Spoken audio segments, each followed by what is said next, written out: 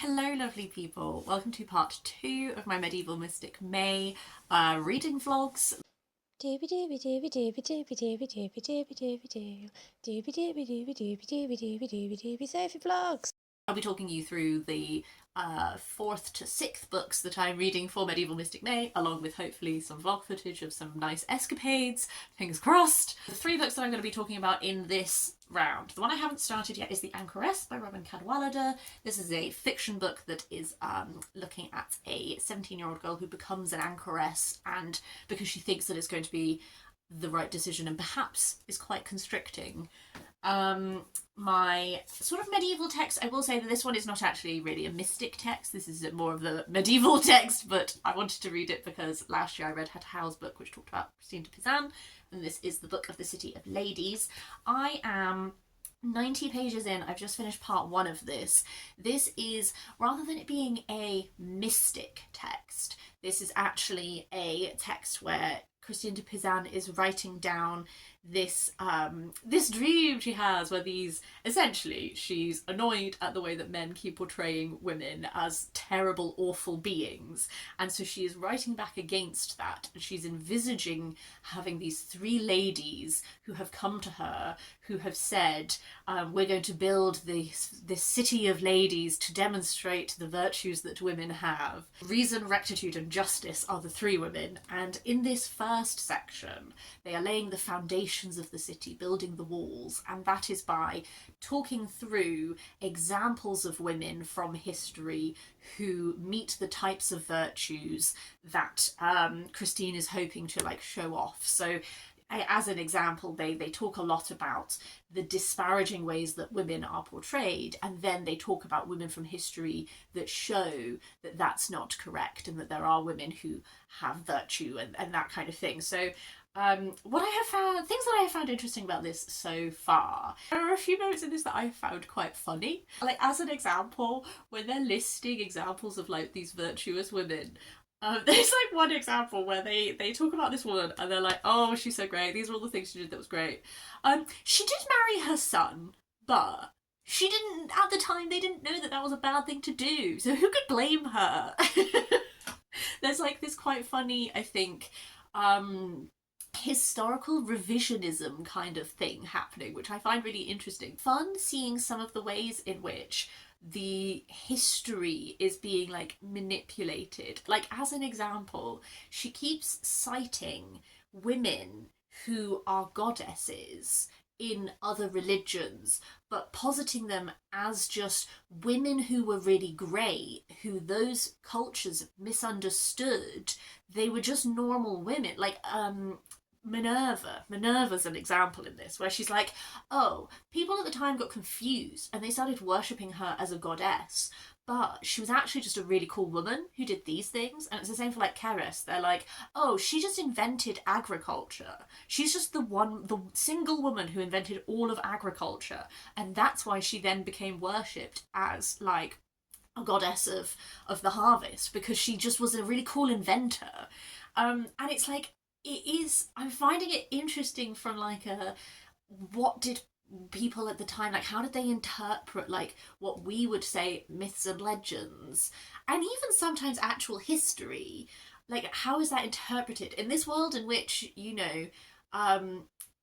it was a big popular belief that the events at Troy and stuff were real, because that's how various founders of nations are mythically tied to Troy or Greek god, Greek heroes and that kind of thing.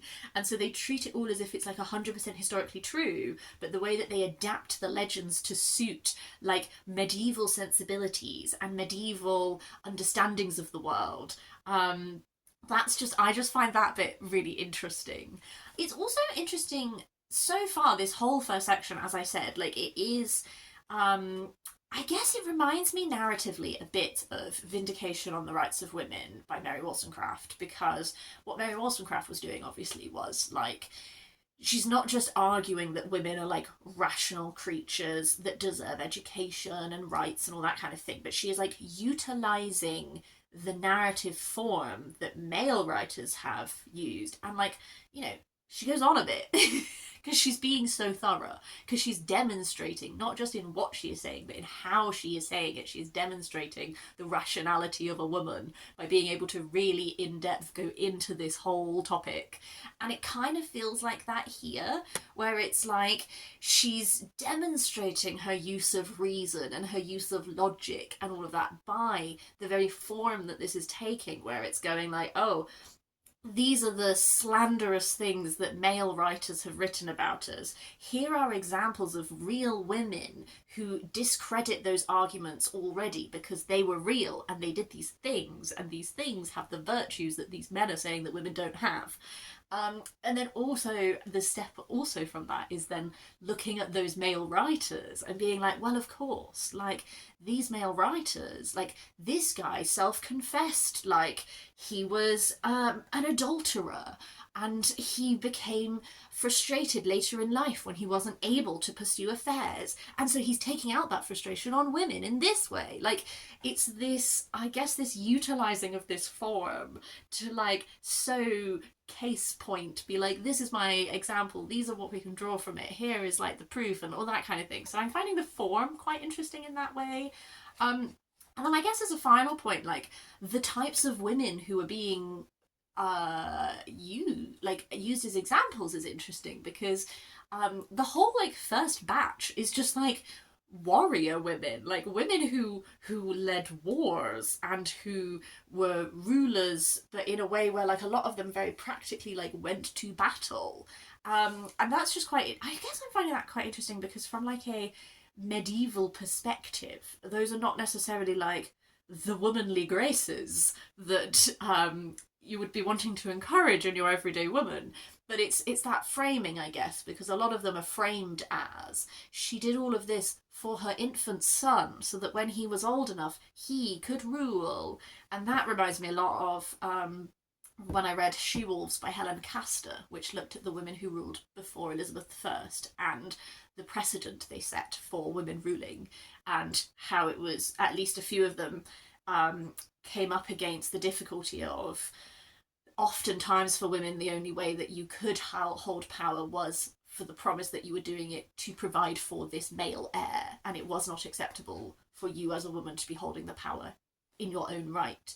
And you know, I'm not expecting this to be like a paragon of modern feminism with the type of things that it celebrates about women. Like, I don't think this is going to be one that's like, you know, arguing for women to have like financial independence and blah, blah, blah. Like, I'm anticipating it will be focused a lot on the types of virtues that were deemed good in a medieval woman of the time, and that, you know, that kind of thing, if that makes any sense.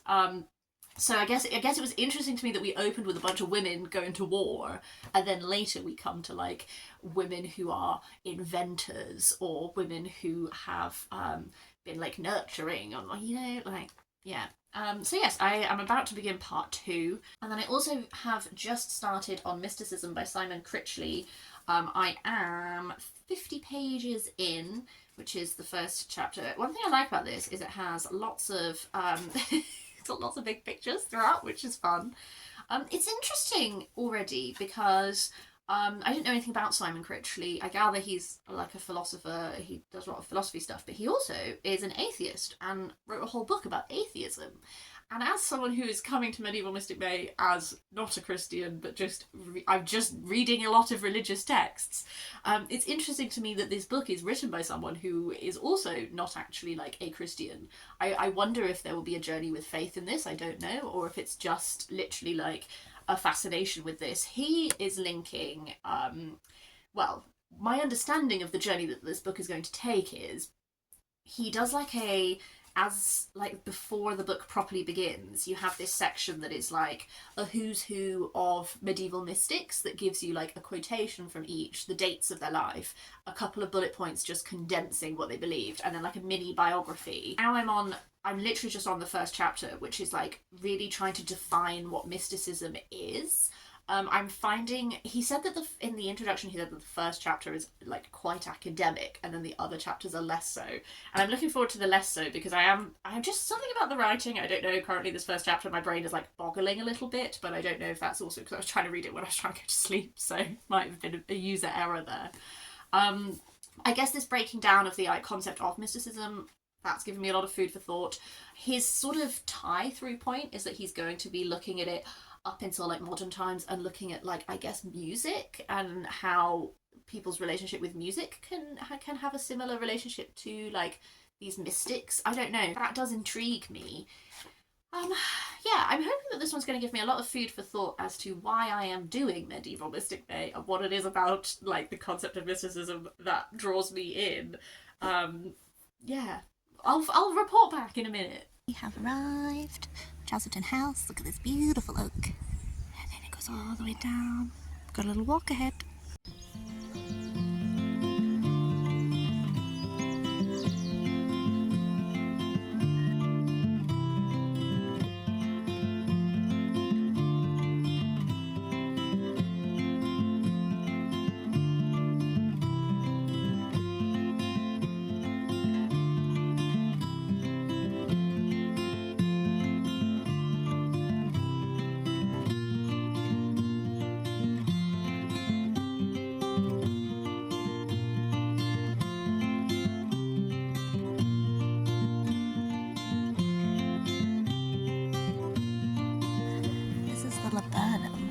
Can you hear the buzzing?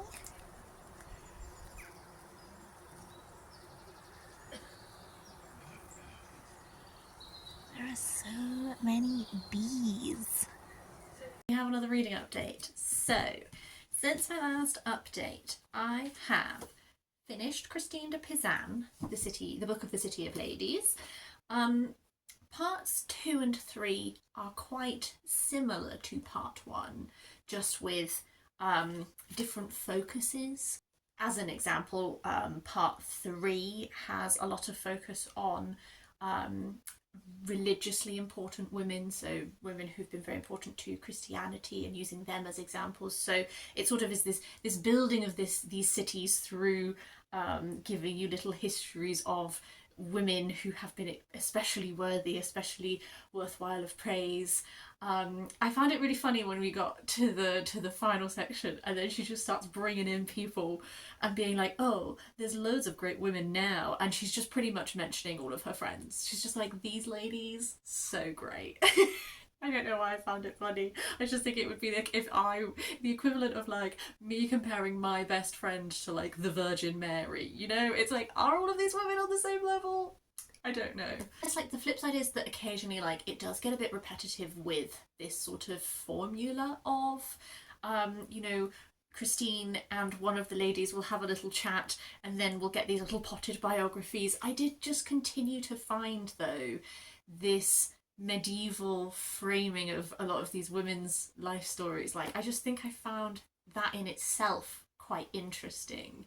There's something, it's always so fascinating, isn't it, to see how previous time periods viewed other time periods. And then compare that to like how they're kind of viewed and talked about now. Like she talked like, again, when she was talking about Romans and she brought up like Agrippina and stuff, and I was like, the Romans would not agree with you that any of these Roman women you're mentioning are good, because at that time like attitudes towards women certain way, whereas in this medieval time now we've sort of reworked their stories to be like, this is a positive woman and all that kind of thing. So I think that like snapshot of a view in time I just found really interesting. I will acknowledge, obviously this is not a mystic medieval text, this is just a medieval text by a woman. It is still very religiously infused because that was what life was like. And you know, I think something that's interesting as a modern reader sometimes is remembering just how much of society is just infused with religion, and religion being such a part of daily life, and etc, etc. So this is me acknowledging it's not a mystic text, but I'm glad I've read it during Medieval Mystic May. On Mysticism by Simon Critchley, I have finished part 1, so I'm just beginning part 2, and I am 113 pages in. When I read the very introduction to this, I was like, oh, excited about this. I think I'm going to love it. I think I'm finding it a little bit denser. Not, I guess, should I keep trying to read this before bed? Probably not. That bit, I'm going to say, is on me. I guess, to give a summary of what I've been reading so far, I do think the abdication of ecstasy is like the first chapter, and he talks about seeing, to see that art can allow us to regain the ecstasy we have abdicated. So it's sort of, you know, talking about how in modern times we've sort of got to a point where we're distanced from the types of experience that became like mystic experiences of religion, and how for a lot of people nowadays engaging with music, engaging with art, engaging with literature, like that's how you get close to that level of feeling, rather than necessarily it being through a religious experience, which I think is like an interesting concept. And then he does this like brief lives of 16 mystics, which introduces you to some big guns of mysticism. And then there's one of the chapters is called 7 Adverbs That God Loveth, and this is, he identifies 7 adverbs. Mystics can be said to think and to work in the following 7 adverbial ways: obliquely, autobiographically, vernacularly, performatively, practically, erotically, and ascetically. And he goes through those one by one and sort of breaks down and talks about like what does he mean by this adverb, how does it manifest in mysticism. And that was interesting, because it's, you know, when you have sort of dabbled in something, but I think I've taken every mystic text that I have read at like face value. I'm engaging with this specific text and not really zoomed out and been like, what are the features of mystic texts, what categorizes them in that way. I've sort of taken each one as it comes. So that whole thinking, it did get me thinking about the way that mystics experience what they experience, and then think, speak, and write about that experience. Like, how do they do that? And it had me thinking, I think something that I find interesting about mystic writings is that generally the mystic experience for the person is something that is so beyond words, and it is all sensation and all experience. And then the challenge for them as a person is to try to translate that into words. And then thinking that back to Teresa de Avila, who I read in the first vlog of this, constantly saying that she is doing her best to describe it, but apologizing if she's being inadequate, and constantly explaining that this is just how she experienced it, this is her interpretation. She didn't even think it was worth writing down, but someone asked her to share it with the other nuns. Like, that level of this vision she had, and then trying to communicate that to people. Also thinking about Julian and how she had this one, Julian of Norwich, this one extremely life-defining vision moment, and then how in her experience as an anchoress, so much of that time is returning to and thinking upon this one experience, and then trying to translate that into this text and into all of this. I guess that's an aspect that I do find very interesting about it. Face the impossible when the possible is no longer possible is perhaps the closest we can get to experiencing the divine. And there's like, I feel like I'm combing through, because there's nuggets in here that I'm like, ooh, yes, ooh, let's think on this for a bit. I think where I'm struggling is slightly the writing style. Sometimes I just find dense is not the right word. Sometimes I don't know if it's like the vocabulary choices, the phrasing choices. I am sometimes struggling a little bit. I have to read sentences more than once, and I'm very happy to reread things. It's not at all like, it's not necessarily a problem. I think because I am quite new to dabbling in mysticism. I just did it last year for fun, and then again this year. You know, like I feel quite new to this. And just sometimes, like he did a real close reading of Eckhart for quite a while. Towards the end of the chapter, he really delves into what Eckhart's teaching and preaching is, the rhetoric of it, that kind of thing, like a really close reading of that text. And I've never read Eckhart before, so I find myself a little bit like, sometimes I am just feeling a little lost in this book, but I am enjoying it. I'm not disliking it. I'm intrigued about what part two is gonna, what differentiates part two from part one. So far I feel like there are a few nuggets of broad encompassing things, but there's also quite specific to individual mystics. I can tell from flipping through, there's a chapter on Anne Carson, there's a chapter on Julian of Norwich, there's a chapter on Caroline Bynum, and then we go back to Julian of Norwich, and then Annie Dillard. So it looks like coming up is going to be a lot of specific focuses on like individuals and like discussing their work and close reading their work, which again intrigues me. I'm looking forward to reading this on I'm recording this on a weekend. I'm excited to read this on a weekend with a brain and not after work with no brain. And then I actually did start reading The Anchoress by Robyn Cadwallader.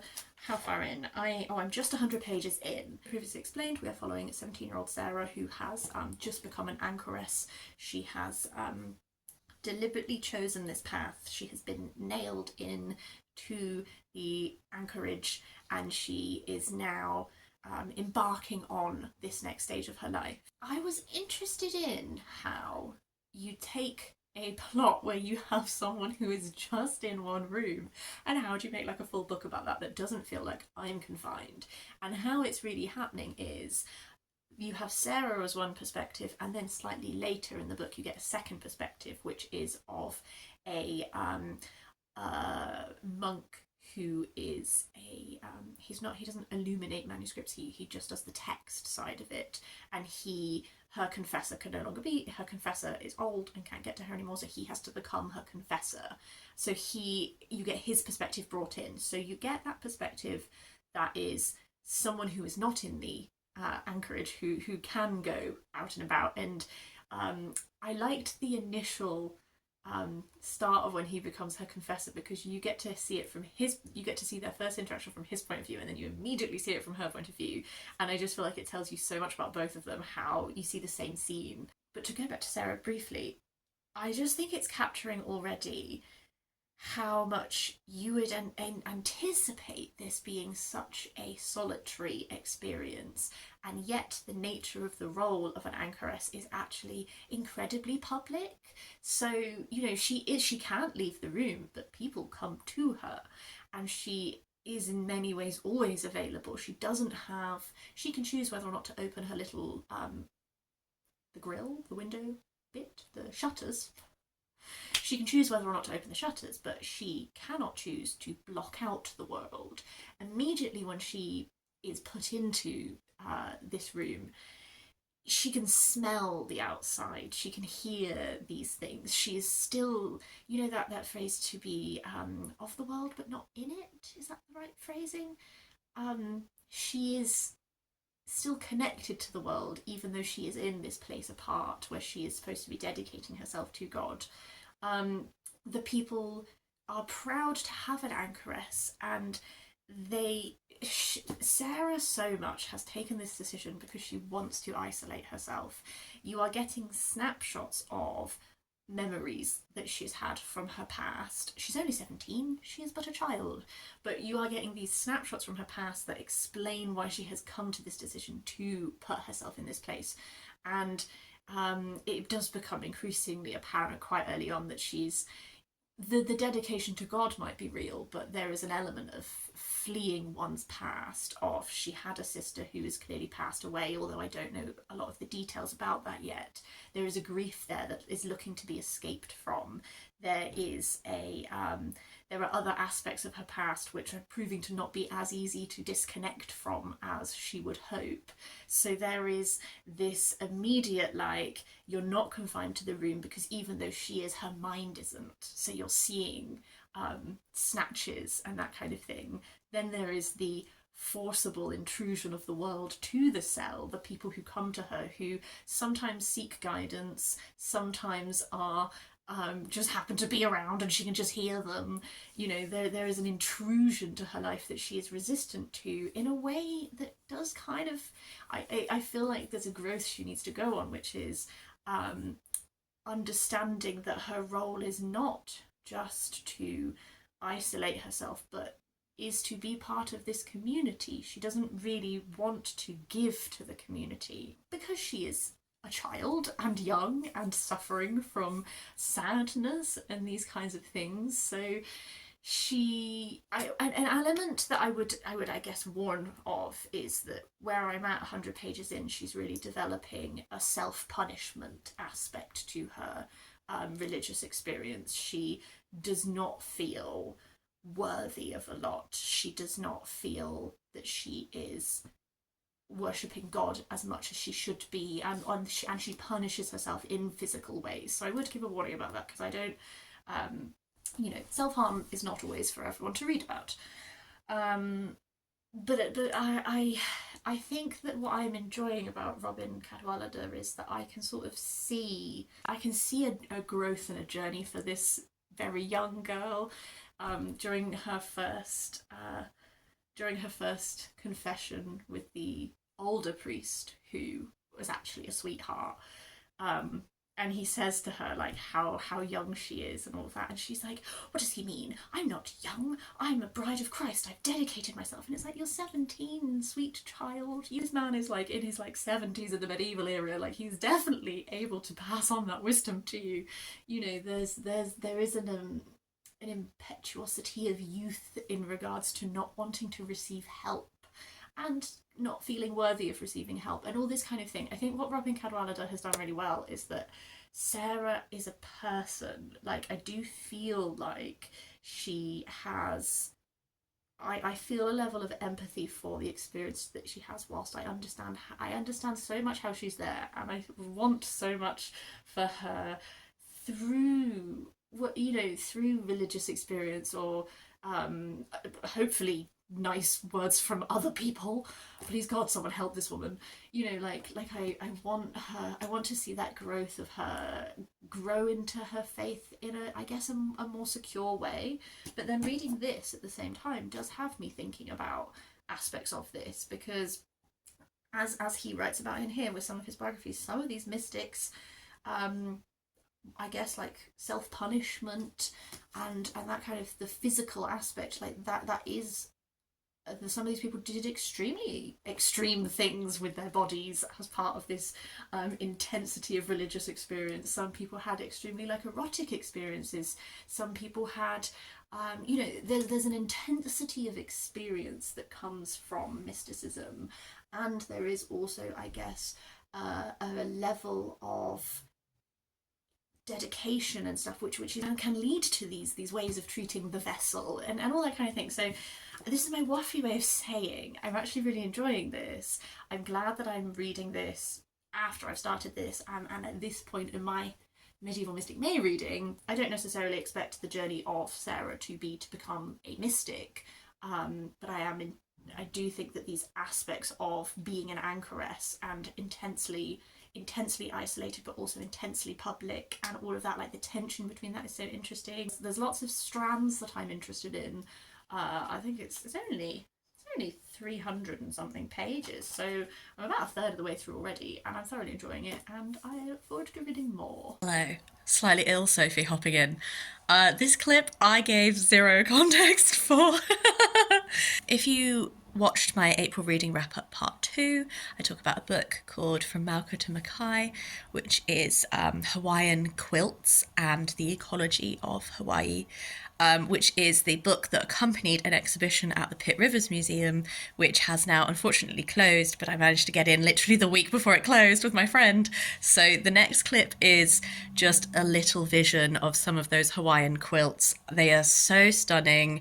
The Hawaiian quilting tradition has such a beautiful, unique aspect to it. I think it's just absolutely gorgeous. So a tiny little clip to show you some of those.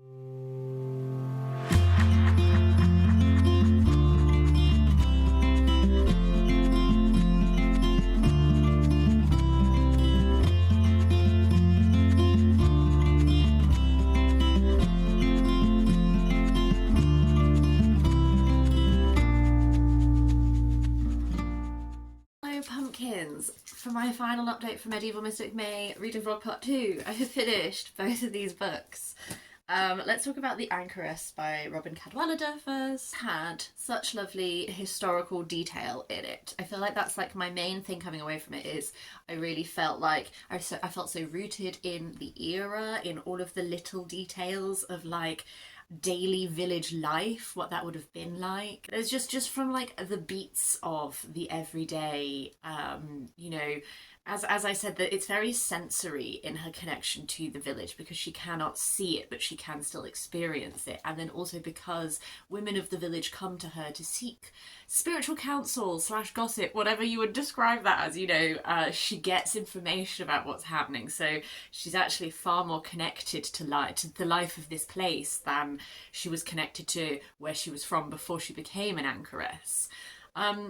I think an aspect of this that didn't work as well for me is that there is a whole plotline to do with the lord of the manor and essentially like the backstory for why she chose to be an anchoress involves this lord of the manor, and there's a whole commentary to do with how he views entitlement to Sarah's body, how he views entitlement to the land of the village, to the detriment of the people who live there, who work the land. This sort of like extremely selfish entitlement, like there's definitely, you know, a paralleling of experience there. I think for me the plotline with that character just felt quite predictable, and I don't know, I maybe I'm probably the exception here. You know, I recognise that I'm coming to this book because I'm interested in what this experience of the anchoress is like, and how what interested me was this like this process of taking a very extreme step, essentially. You know, when sometimes when anchoresses were put in their little cell, it's like a funeral. You are like mourning the loss of this life because they are like, you know, enclosed now and all that kind of thing.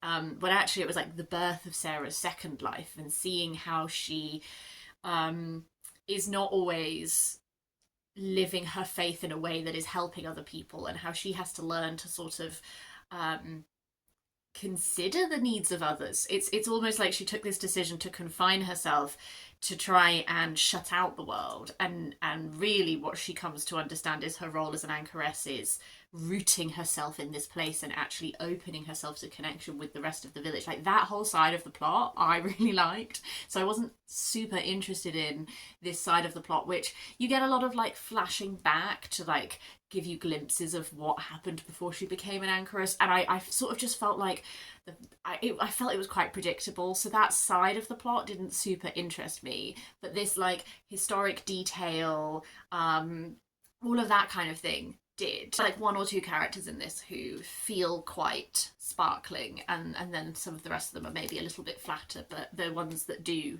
sparkle I did enjoy reading. So yes, an enjoyable historical fiction. On to Mysticism. I definitely, as I said in my last clip, I'm glad I had time like over the weekend to actually like sink in and grapple with this book, because I definitely think trying to read it in evenings when I was a bit tired wasn't really working for me. I do have mixed feelings on it as a whole. Part 2, that I was just about to begin, has a lot of close readings of texts. So Julian of Norwich would be the medieval mystic that we read the most closely throughout this, and Julian gets returned to quite a lot. But there's like close readings of Anne Carson, T.S. Eliot, like this kind of thing. And then part 3 is where we come into this final part of the argument, which is to do with music. I turned some corners down so that I could try to read what he writes. Okay, so to just read you like a snapshot of part 3. My intuition, it is nothing more than that, is that music, popular, common, everyday music, is able at its best to bring out how we feel and to allow us to feel something more. Good music summons a feeling which can be a joy, but it can also be the expression of an inchoate background fear, sadness, or yearning desire, something deeper than cognition, concepts, or consciousness. We might think of this as participation in what Julian of Norwich calls kindly substance, an empathy beyond words that is perhaps their precondition. Music miraculously can somehow hold that emotion and hold us there for a moment. So I think where some of my mixed feelings come from is I actually really enjoyed the like close reading of texts. I really like when someone is like really passionate about a text. I felt like this is making me think of when I read the introduction to Stephen Mitchell's version of Gilgamesh, and I was like, the translation was fine, but the introduction was like sparkly and interesting. So I enjoyed those close readings. He talks a lot throughout about the idea of mystic writing needing to grapple with the decreation. So the decreation of the author. You are trying to remove your sense of self from the narrative as much as possible to impart this mystic connection with God, these visions, whatever the specific is, but then also how difficult decreation is and all that kind of thing. And I think that that's so interesting that he returns to that so many times, because I felt like for his own book he is incredibly present in it, because although I found the close readings of writings very interesting, as a start point I thought that there would be more close readings of actual medieval mystics. Like, he does this introductory bit that I've talked about where he introduces you to 16 mystics. We don't really talk about most of those 16 mystics. I thought that they would be more like present. That's just me because I'm in my medieval moment, obviously, but then actually he is very present in it. I felt like it kind of felt like he has like the kernel, the seed of an idea that is sprouting, and he sort of like wafts all over the place with it. He returns to the same thing quite a lot. And then he just kind of talks to you about stuff he likes. Like when it was the music section, I know a lot about the bands that this man loves. Slightly like, I think because he focuses so much on like the specific bands that he really likes, I felt like I was reading, because I like reading music books, you know, I read quite a lot of them. I just kind of felt like at that point I was just reading like a music journalism piece that was just about bands that he liked, and not necessarily like supporting this argument for modern day mysticism being this connection to music. It kind of just felt like, oh, these like post-punk bands that you really like I've just learned a lot about that band. I just feel like a sense of slight dissatisfaction with the book, of that, like, I think narratively we went around topics a lot, and there are kernels in there that I'm definitely like, that's a really interesting idea, I want to think about that more, that kind of thing. Like, it's not that I didn't like the book, I definitely think that there's lots in here for me to think about and ponder. I just think when it comes to like a journey towards this moment of suddenness, the event of ecstasy, I would like to invite the reader to undertake it with me. There is no point going there alone. I don't know. I don't feel like I got there. So, enjoyed it. Lots to think about. Feel an overriding sense of, I don't feel like it really culminated in this exploration of this moment of ecstasy. I just feel like I know a little bit more about what kind of bands he likes and what poetry speaks to him. Yes, so that is the end of Medieval Mystic May 2026. I've decided to call it a day here with the books. I know I had a few extras that I thought I might dabble into, but I think I'm going to take a break and read something that's not to do with mysticism for a bit, after I've mainlined 6 mysticism books. I would really love to hear, if you've watched these videos, if you have any thoughts, that would be great. You know, when you make your like niche book content and you're like, I'm making this for me, I don't really know if anyone else is interested. But yes, I would love to know if you did find any of this interesting. Always, if you have recommendations for next year's Medieval Mystic May, let me know. But otherwise, I hope that you've been having a lovely May, and I hope that everything is delightful with you, and I will see you next time for something different.